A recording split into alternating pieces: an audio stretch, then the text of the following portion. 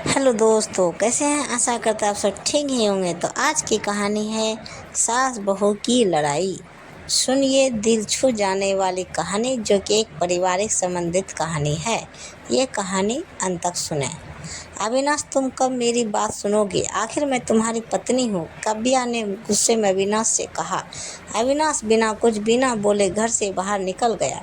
अब ऐसा हर दिन होता है। काव्या अपनी सास सुलोचना जी की बहुत इज्जत करती थी, लेकिन सुलोचना जी हमेशा उसे नीचा दिखाने की कोशिश में लगी रहती थी। आज भी वही काव्या ने सुबह जल्दी उठकर नाश्ता बनाया। अविनाश को सूजी का हलवा बहुत पसंद था, इसलिए उसने नाश्ते के साथ हलवा भी बना कर सभी को परोस दिया। उसके ससुर रमेश जी ने सुलोचना जी को टोकते हुए कहा, ये क्या फिजूल खर्ची है, सुबह सुबह देसी घी का हलवा। सुलोचना जी ने काव्या को डांटते हुए पूछा, क्यों बहू, ये देसी घी क्या तेरे मायके से आया है? माँ जी, वो इन्हें हलवा बहुत पसंद है, इसलिए थोड़ा सा बनाया है। यह कहकर काव्या अविनाश की तरफ देख रही थी, शायद वह कुछ बोले। तभी सुलोचना जी ने कहा, मैं सब जानती हूँ, मेरे बेटे का बहाना करके खुद खाने का मन होगा। अविनाश चुपचाप नाश्ता करते रहे। काव्या की आंखों से आंसू छलक गए। इसे ज़्यादा बुरा तब लगा जब अविनाश बिना हलवा खाए ही ऑफिस के लिए चल दिए। काव्या घर का काम समेटने में लग गई। इधर सुलोचना जी बाहर ड्राइंग रूम में बैठकर बड़बड़ाती रही। काम करके काव्या अपने कमरे में जाकर रोने लगी। कितने नाजों से पाला था उसे उसके पापा ने, उसे आज भी याद है। एक बार उसने गाजर के हलवा बनाने के लिए कहा था, लेकिन माँ ने सूजी का हलवा बना दिया था। पापा को जब यह पता लगा तो तुरंत बाजार गए, वहाँ से ढेर सारा गाजर का हलवा लाए थे और उस दिन बिना कहे 2-3 दिन में गाजर का हलवा बनने लगा। आज उसे सूजी के हलवे के लिए कितनी बातें सुनाई जा रही है। उसे गुस्सा सास ससुर पर नहीं, अविनाश पर था, जो कि कुछ नहीं बोल पाए। शाम को जब उसने अविनाश से शिकायत की तो वो बस इतना ही बोले, इस घर में केवल माँ की ही पसंद का खाना बनता है, आगे से मेरी पसंद का कुछ मत बनाना। काव्या ने अविनाश से बात करनी बंद कर दी। आखिर क्या कसूर था काव्या का? यही कि वह अविनाश से बहुत प्यार करती है। इसी तरह कुछ दिन बीत गए। एक दिन काव्या ने सुलोचना जी से कहा, माँ जी, मैं अपने घर जाना चाहती हूँ कुछ दिन के लिए। अगर आप कहें तो आज ही चले जाऊँ। कई दिन पहले माँ की फ़ोन आया था, कह रही थी कि पापा की तबीयत ठीक नहीं है। सुलोचना जी वहाँ जब भी जाती है 1 सप्ताह से वापस नहीं आते। घर का काम कौन करेगा? तेरे ससुर और मेरा बेटा शाम को थक हार कर घर आएंगे, यहाँ उन्हें खाना भी नसीब नहीं होगा। मुझे तो चक्कर आ रहे हैं, मैं खाना नहीं बना सकती।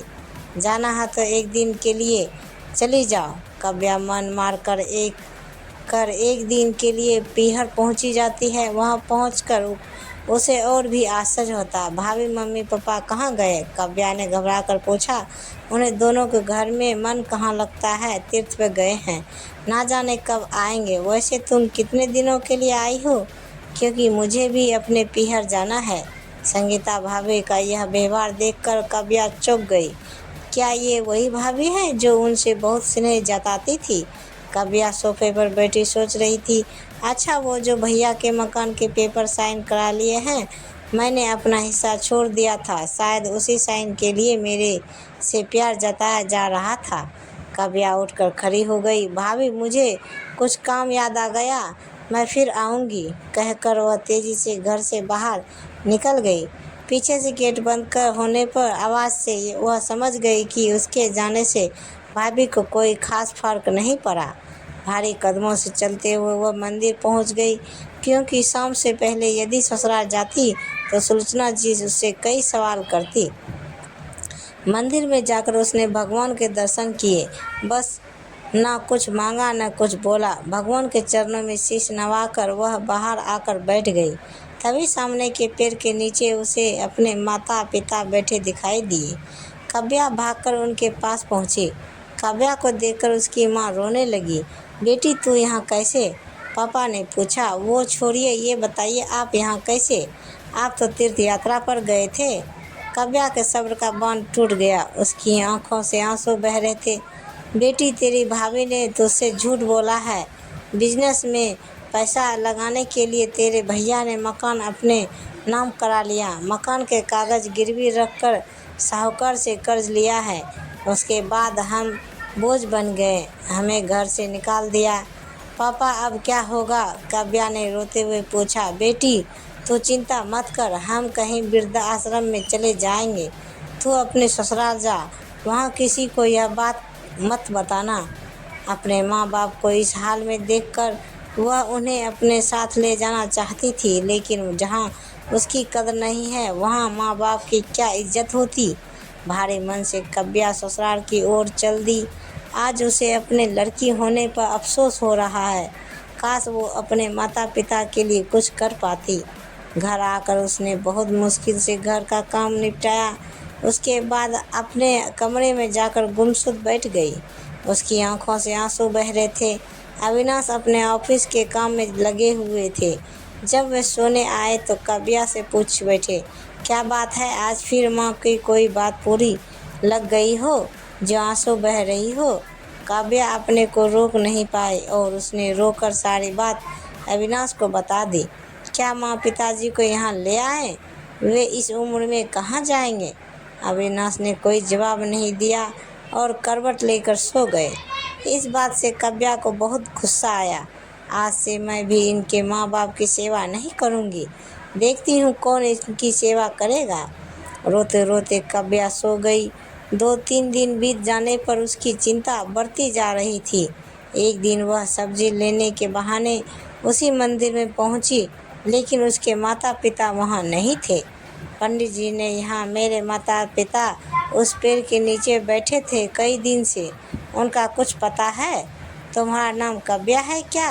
पंडित जी के मुँह से अपना सुनकर काव्या ने पूछा। जी हाँ, लेकिन आपको कैसे पता? तुम्हारे माता पिता ने यह पता दिया था कि कहा था कि वे अब यहाँ रहते हैं। काव्या ने पता देखा तो यहाँ से कुछ दूर का था। काव्या ने मंदिर के बाहर निकलकर ऑटो रिक्शा किया और उस पते पर पहुँच गई। दरवाज़ा खटखटाया तो एक लड़की निकल आई। यहाँ का पता मुझे पंडित जी ने दिया। काव्या बोली। आप काव्या दीदी हो? अंदर आ जाओ। काव्या को कुछ समझ नहीं आया। वह अंदर गई तो देखा उसके माता पिता सोफे पे बैठे थे। काव्या उन्हें देखकर रोने लगी। बेटी, अब क्यों रो रही हो? तेरे कारण हमें यह मकान मिल गया। काव्या आश्चर्य से उनका चेहरा देखने लगी। लेकिन माँ, आप यहाँ कैसे और यहाँ लड़की कौन है? तब उसकी माँ ने कहा, बेटी, तुझे याद है तेरी शादी के बाद तेरी सास ने 40 लाख की डिमांड की थी। दामाद जी को बिजनेस खोलने था, इसलिए तेरे पिता ने उनकी डिमांड पूरी कर दी थी, जिससे कि तू सुखी रहे। जब तू हमसे मिलकर गई उसके अगले दिन दामाद जी आए। उन्होंने तेरे पापा के पैसे लौटा दिए, क्योंकि उन्हें कोई बिजनेस शुरू नहीं किया था। तेरे पापा ने मना भी किया, लेकिन वो नहीं माने। उसके बाद उन्होंने प्रॉपर्टी डीलर से मिलकर 2 दिन में यह मकान खरीद दिया। 7-5 लाख रुपए बच गए। इससे उन्होंने लड़की नौकरी पर रखवा दी, जो हमारी केयर करेगी। लेकिन माँ, उन्होंने मुझे तो कुछ नहीं बताया। काव्या की आंखों से आंसू बह रहे थे। वह रोते हुए वहाँ से अपने घर आ गई। घर आकर वह सोच रही थी कि अविनाश ने कभी उसके लिए आवाज़ नहीं उठाई, लेकिन मेरे माता पिता के लिए इतना काम कर दिया जो कि कोई सगा बेटा भी नहीं कर सकता। रात को उसने अविनाश से पूछा, आपने ऐसा क्यों किया? अगर माँ जी को पता लग गया तो क्या होगा? अविनाश का जवाब सुनकर काव्या रोने लगी। अविनाश ने कहा, जैसे तुम्हारे लिए माता पिता है वैसे ही मेरे लिए भी तो वो माता पिता है। मैंने पैसे लेते समय ही सोच लिया था कि एक दिन ब्याज के साथ सारे पैसे लौटा दूंगा, लेकिन जब बिजनेस शुरू नहीं हो पाया तो मैं इन पैसों को अपने पास रख कर सही समय आने का इंतज़ार कर रहा था। अगर मैं तुम्हारे माता पिता को अपने घर ले आता तो उनका आत्मसम्मान हर दिन उन्हें धिक्कारता। बेटी के घर वे रहना पसंद नहीं करते, वे अपमानित ना हो, इसलिए मैंने यह सब कर दिया। अविनाश मुझे माफ़ कर दो, आज तक मैं तुम्हें गलत समझती रही। तभी पीछे खड़ी सुलोचना जी बोली, बेटी वह पैसा हमने उधार लिया था, वह तुम्हारे पिता की अमानत थी। मैंने और अविनाश ने पहले ही फैसला किया था कि ब्याज के साथ तुम्हारे पैसा लौटा देंगे। चल अब सो जा, सुबह नाश्ता टाइम पर नहीं बना तो अच्छा नहीं होगा। उनकी बात सुनकर काव्या, अविनाश और सुलोचना जी जोर से हंसने लगे। तो ये कहानी है, आप सबको कैसी लगी कृपया हमें कमेंट बॉक्स में ज़रूर बताएं। कहानी पूरी सुनने के लिए धन्यवाद। प्रेम से बोलिए जय माता दी, हर हर महादेव। तो दोस्तों, ऐसे ही वीडियो देखने के लिए हमारे चैनल को सब्सक्राइब करें और वीडियो को लाइक ज़रूर करें। धन्यवाद। तो दोस्तों, मिलते हैं अगले वीडियो के साथ। तब तक बाय बाय दोस्तों, जय हिंद।